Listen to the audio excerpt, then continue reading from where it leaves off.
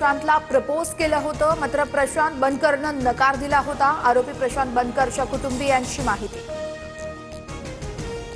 फलटणमधील मयत महिला डॉक्टरवर राजकीय दबाव। दोघा पीएनी महिला डॉक्टरचं माजी खासदार रणजित नाईक निंबाळकरांशी बोलणं करून दिलं। राजकीय नेत्यांसह पीए आणि पीआय महाडिकांना बेडा ठोकला पाहिजे, अंबादास दानवेंची मागणी।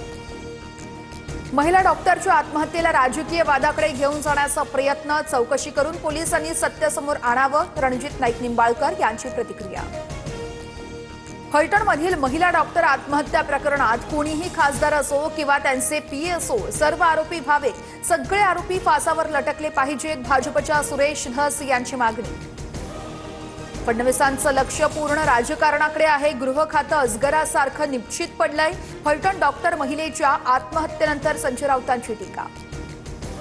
हे उद्धव ठाकरेंचं सरकार नाहीये तर देवाभाऊंचं कायद्याचं राज्य आहे। पालघरमध्ये साधू मारले तेव्हा का गप्प होता, नवनाथ बन यांचा राऊतांना सवाल।